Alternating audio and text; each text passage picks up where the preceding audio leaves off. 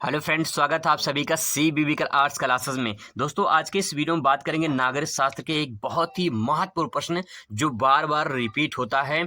जब से एनसीईआरटी लागू है तब से जो है ये सवाल हर बार पूछा जा रहा है। आपके पेपर में 2024 बोर्ड परीक्षा में ये 100% दोस्तों गारंटी पूछे जाने की संभावना बिल्कुल है, क्योंकि रिपीट बहुत बार हुआ है। आइए समझने की कोशिश करते हैं कितनी बार रिपीट हुआ है और कैसे कैसे क्वेश्चन घुमा के पूछा है। पूरा विस्तार से समझाऊंगा, आपको याद कराने की पूरी कोशिश करूंगा दोस्तों कैसे आप तैयार कर सकते हैं। कोई नहीं बताएगा, बस आपको इतना बताएंगे किताबी भाषा लिख लेंगे और फिर बताएंगे जो है इसको तैयार कर लेना भाई, ये पढ़ लेना ये पढ़ लेना।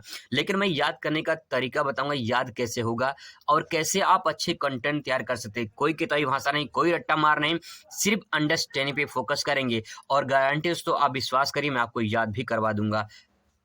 दोस्तों, अगर प्रश्न की बात किया जाए तो आप यहाँ पे दे सकते हैं आसियान के बारे में चर्चा करेंगे इस वीडियो में। बहुत ही मोस्ट इंपॉर्टेंट प्रश्न है दोस्तों, इसको जरूर कवर करेंगे और आपकी जानकारी के मुताबिक बता दें इस प्रश्न से आपके अति लघु, बहुविकल्पीय, लघु उत्तरीय और दीर्घ उत्तरीय प्रश्न कवर होंगे। बहुत ही इंपॉर्टेंट है, सारे टॉपिक इसमें से कवर हो जाएंगे। जो मैं आपको बताने वाला हूं एक एक पॉइंट आप पूरा नोट डाउन कर लीजिए, समझ लीजिए कि अगर ये प्रश्न जो है अगर आप तैयार कर लिए तो आपके कई सारे प्रश्न तैयार होंगे। मतलब एक प्रश्न में आपके 5-6 प्रश्न बन जाएंगे आराम से और कम से कम मान के चले कि आपके 5-6 नंबर पक्के हो जाएंगे इससे। चलिए समझते हैं, आसियान के बारे में चर्चा करेंगे। क्वेश्चन पूछा है आसियान से क्या आशय है, आसियान की भूमिका का वर्णन कीजिए। 2020 में पूछा गया था। इसी क्वेश्चन को अथवा करके पूछा दक्षिणी पूर्वी एशिया में आसियान की भूमिका का वर्णन कीजिए। इस प्रकार से क्वेश्चन पूछा 2020 में ही अलग सेट में पूछा गया था।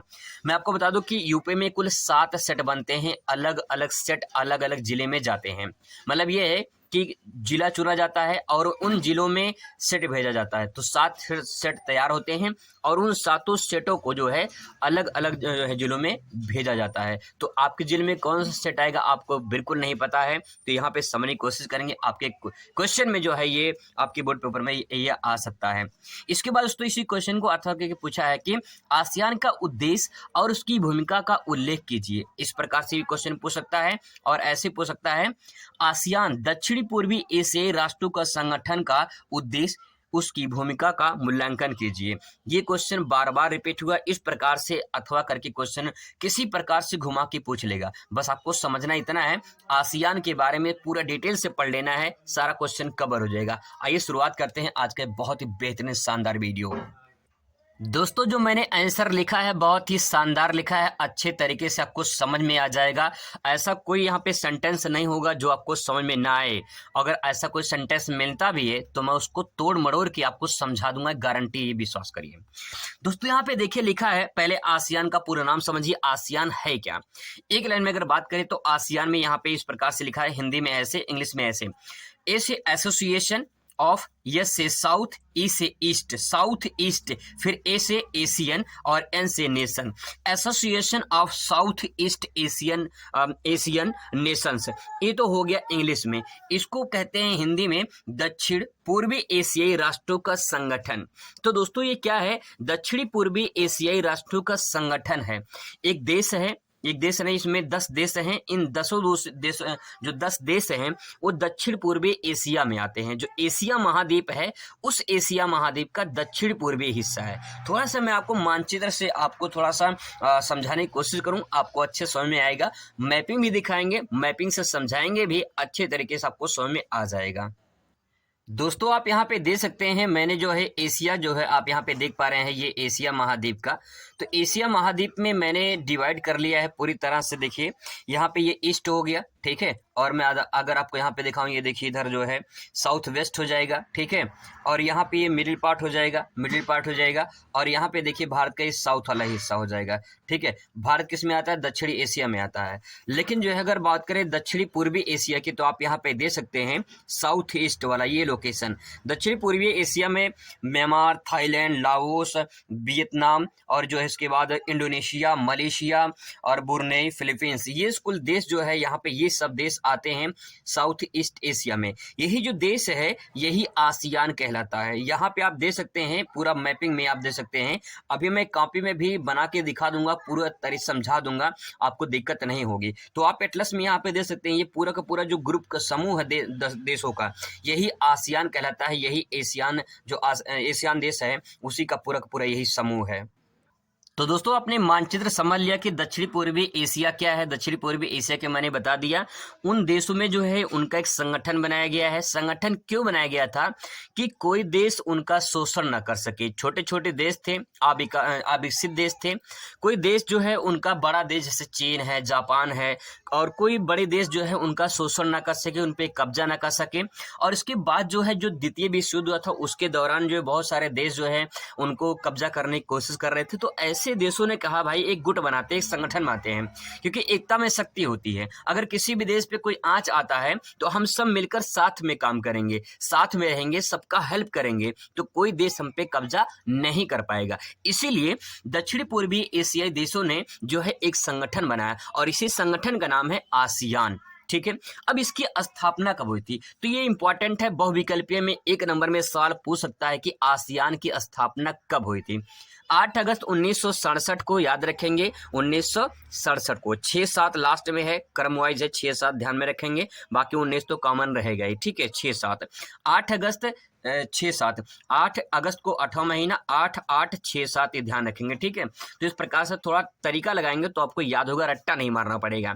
इसके बाद दोस्तों अगर बात करें मुख्यालय जो है इसका इंडोनेशिया में, इंडोनेशिया की राजधानी जकार्ता है। जो जकार्ता है इसी की राजधानी है इंडोनेशिया, और जो है ये जो मुख्यालय यहीं पे बनाया गया जकार्ता। तो आप कह सकते हैं, इसको मैं थोड़ा सा आपको याद करवा दूं। देखिए यहाँ पे आप लेंगे ई, ठीक है, यहाँ से लेंगे ई, ठीक है, ई लेंगे। इसके बाद यहाँ पे देखिए एक नाम लिखा है सिया मान लो किसी जो है गर्ल्स का नाम है, ठीक है, यहाँ पे ई सिया। तो ई सिया क्या करती है? जकराता होता है ना मंदिर में जकराता, तो ई सिया क्या करती है? जकराता करती है।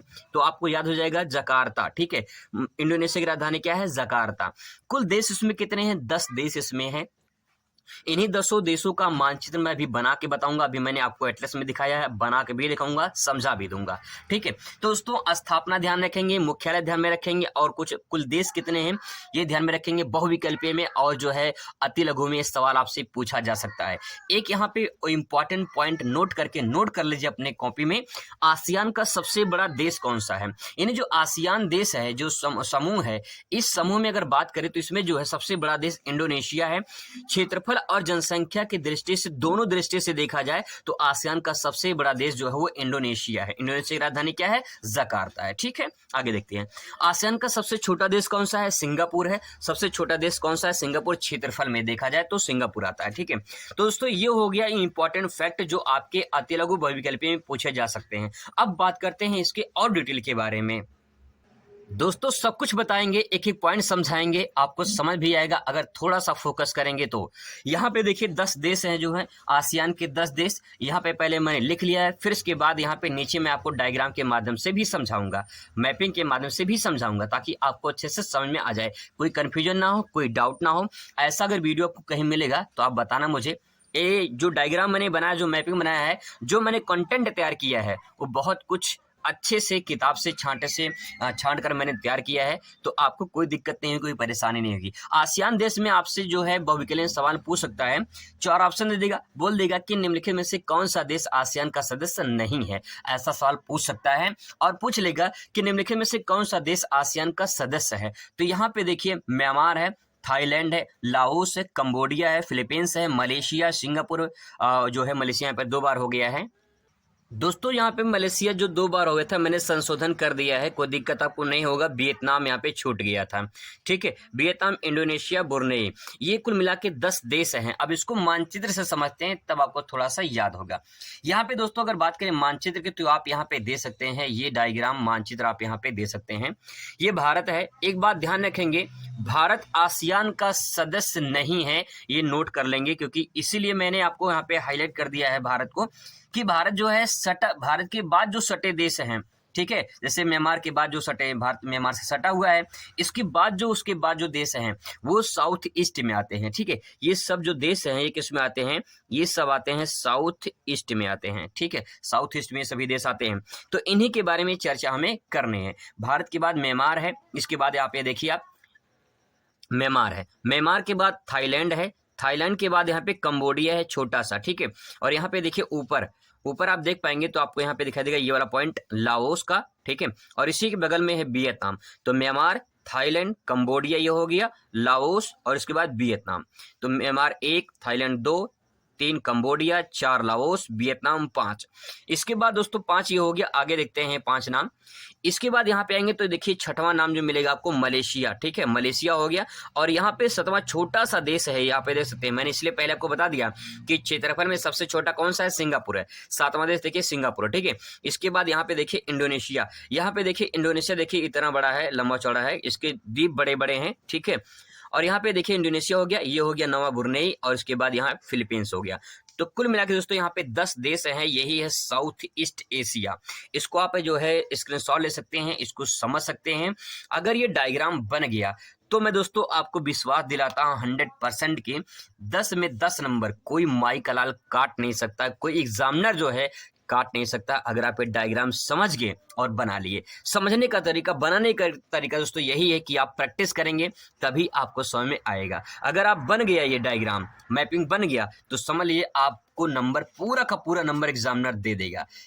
दोस्तों यहाँ मैंने नोट करके लिख दिया है कि भारत आसियान देश का सदस्य नहीं है, लेकिन यहाँ पे एक चीज नोट करेंगे, भारत, रूस और चीन आसियान के सहयोगी देश हैं। सदस्य तो नहीं है लेकिन सहयोगी देश हैं। अगर कहीं इनका सम्मेलन होता है तो ये सहयोगी के रूप में काम करते हैं। तो भारत कैसा देश है, सहयोगी के रूप में है। ठीक है, भारत किस में आता है, भारत आता है साउथ में, दक्षिणी एशिया में आता है, लेकिन ये जो देश हैं ये साउथ ईस्ट में आते हैं। ठीक है, अब बात करते हैं इसके और मेन पॉइंट की। अब दोस्तों जो लिखने वाली बात आती है, अब यहाँ पे समझने की कोशिश करेंगे आसियान के प्रमुख उद्देश्य क्या हैं, आसियान क्यों बनाया गया, उसका लक्ष्य क्या था, उसका उद्देश्य क्या था, क्या मानसिकता थी, ये हमें समझना है। आइए समझने की कोशिश करते हैं कि आसियान के जो देश गुट बने हैं उसका उद्देश्य क्या था। सबसे पहले मैंने आपको बता दिया कि आसियान का जो मुख्य कारण था बनने का, वो द्वितीय विश्व युद्ध के दौरान कोई भी देश इनका शोषण न कर सके, इन पे कब्जा न कर सके, और जो है बहुत सारे ऐसे जो बड़े देश हैं इनसे शक्तिशाली देश जैसे चाइना वगैरह है, चाइना आप जानते हैं हमेशा कब्जा करता रहता है, तिब्बत पे कब्जा कर लिया है, और उधर कुछ राज्यों में भारत में भी जो है अक्साई चीन पे कब्जा कर लिया है। तो कहीं के दोस्तों जो सवाल ये बनता है कि इन देशों ने गुट बनाया कि भाई कहीं हमारे ऊपर ना कब्जा कर ले, इसीलिए उन्होंने एक समूह बनाया है, और उन समूह का उद्देश्य क्या है वही हमें समझना है। पहला पॉइंट है क्षेत्रीय शांति तथा सुरक्षा स्थापित करना।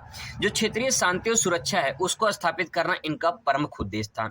जो देश हैं उन देशों के कहीं न कहीं, जैसे मान लीजिए आप यहाँ पे दे सकते हैं, ये जो देश हैं इन देशों में को जो है कहीं न कहीं सहयोग स्थापित हो, शांति हो, सुरक्षा स्थापित हो, इसीलिए जो है इन देशों में एक गुट बनाया गया कि हम आपस में शांति एकता बनाए रखेंगे ताकि कोई देश जो है हम पे कब्जा न कर सके। आप यहाँ दे सकते हैं जापान यहाँ पे है, यहाँ पे चाइना है। ठीक है, तो इन देशों को डर हमेशा बना रहता है कि कहीं चाइना इधर से आके हमारे ऊपर कब्जा न कर ले, क्योंकि चाइना देख सकते कितना बड़ा है, सबसे बड़ा चाइना दिख रहा है यहाँ पे देखिए जापान एक विकसित देश है, तो जापान भी यहाँ पे कब्जा कर सकता है। ठीक है, तो कहीं न कहीं ये जो देश हैं ये अपने आप में एक ग्रुप बना लिए हैं, छोटे छोटे देश हैं, इसलिए उन्होंने ग्रुप बना लिया है कि हमारे पर कोई कब्जा न कर सके, कोई जो है हमारे जो जमीनी जो जायदाद है, मतलब सब कुछ जो संसाधन वगैरह हैं उसको कोई हड़प ना ले, इसलिए इन्होंने गुट बनाया और उसी को उद्देश्य को पूरा करने के लिए ये लोग आगे बढ़े। तो क्षेत्रीय शांति और सुरक्षा स्थापित करने के लिए पहला पॉइंट हो जाएगा। दूसरा हो जाएगा आसियान देशों में आर्थिक विकास का बढ़ावा देना। छोटे छोटे देश हैं, विकासशील देश हैं, तो इनको का आर्थिक सहायता के लिए एक देश दूसरे देश की जब मदद करेगा तो कहीं न कहीं ये जो है विकसित की श्रेणी में शामिल होंगे धीरे धीरे। इसके बाद दोस्तों बात आती है तीसरा पॉइंट, सामाजिक और सांस्कृतिक विकास का प्रोत्साहन देना। सामाजिक सांस्कृतिक रूप से कहीं के विकास को प्रोत्साहन देना, उनकी जो संस्कृति है, उनकी जो सामाजिक एकता है, उनकी जो समाज की भावनाएं हैं, जो उनके देशों में अलग अलग संस्कृति है, उन संस्कृतियों को बढ़ावा देना ताकि वो अलग देशों में प्रचार हो सके, उनका कहीं उनका नाम भी हो सके। बहुत सी ऐसी संस्कृति हैं जो दबी की दबी रह जाती हैं, तो इसीलिए इन्होंने गुट बनाया कि भैया हम समाजी जो हमारी संस्कृति है इसको विकास को प्रोत्साहन दिया जाए, ताकि बढ़ावा दिया, ताकि जो है अंतर्राष्ट्रीय लेवल पे पहुंच सके। क्योंकि अगर कोई खेल होता है जैसे ओलंपिक्स, एशियन या फिर कोई और खेल होता है, तो इन देशों को आप कम देखते होंगे, है ना। कहीं न कहीं इनकी संस्कृति, इनकी सामाजिक जो है वो छुपी हुई है। तो इसको बढ़ावा देने के लिए, ऊपर उठाने के लिए इन देशों ने जो है एक गुट बनाया और उसका उद्देश्य बना लिया कि हमें ऐसे-ऐसे काम करने हैं। आई होप दोस्तों आपको समझ में आ रहा होगा। आगे देखिए, दक्षिणी पूर्वी एशियाई अध्ययन को बढ़ावा देना। दक्षिणी पूर्वी एशियाई जो है इनको कोई समझना चाहता है? इनको कोई समझना ही नहीं चाहता है। इन देशों के बारे में कोई पढ़ना ही नहीं चाहता है। कहीं न कहीं समाज जो है, ये जो सामाजिक इनके में सामाजिक धारणाएँ हैं, जो विचार हैं, इनके बारे में कुछ समझना नहीं चाहता है। तो इसीलिए जो है यहाँ पे ये बात कही गई है कि दक्षिणी पूर्वी एशिया को अध्ययन किया जाए, समझा जाए कि जो है वहाँ पे देश में संसाधन क्या है, प्राकृतिक स्रोत क्या है, ताकि जो है उनको बढ़ावा मिल सके। आगे देखिए, कृषि, व्यापार और उद्योग में परस्पर सहयोग देना।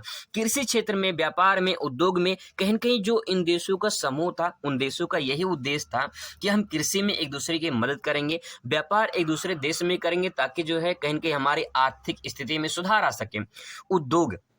उद्योग को बढ़ावा देंगे, ताकि जो है कहीं न कहीं हमारे जो है कम देश में इंडस्ट्री लगे, कंपनियां लगें और उसके बाद जो लोगों को रोजगार मिले, लोगों को आर्थिक स्थिति में सुधार हो। तो कहीं न कहीं ये जो पॉइंट है ये काफ़ी इंपॉर्टेंट है, आप ऐसे समझ सकते हैं। प्रशिक्षण तथा शोध में सहायता देना। बहुत सारे ऐसे जो देश हैं जो कहीं की तकनीकी में पीछे हैं, उनको मदद के लिए, आर्थिक सहायता देने के लिए उनको प्रशिक्षण दिया जाए, रिसर्च किया जाए, शोध मतलब रिसर्च किया जाए, ताकि जो है उनको मदद मिल सके, सहायता मिल सके, ताकि वो देश जो है ऊपर उठ सके। यही सब जो है उद्देश्य है आसियान का। तो यहाँ पे 6 पॉइंट में दोस्तों लिखा है, इस 6 पॉइंट को आप समझ सकते हैं। बस आप थोड़ा सा दिमाग लगाएंगे तो आप समझ जाएंगे, कोई बहुत बड़ी बात नहीं है। मैंने कोई किताबी भाषा रट्टा मार नहीं लिखा है जिससे आपको समझ में ना आए, मैंने अपनी भाषा में ऐड किया ताकि आपको आसानी से समझ में आ जाए। इसके बाद दोस्तों बात करते हैं आसियान के प्रमुख जो है उद्देश्य क्या है, सॉरी भूमिका क्या है, इनके कार्य क्या है, इसका कार्य क्या है, इसकी जो है भूमिका क्या है, यही बात हमें समझनी है। देखिए आसियान की भूमिका एक कार्य में दक्षिण पूर्वी एशियाई के देश के मध्य एक साझा बाजार की स्थापना करना तथा सदस्य देशों के बीच आर्थिक सहयोग को वृद्धि करना।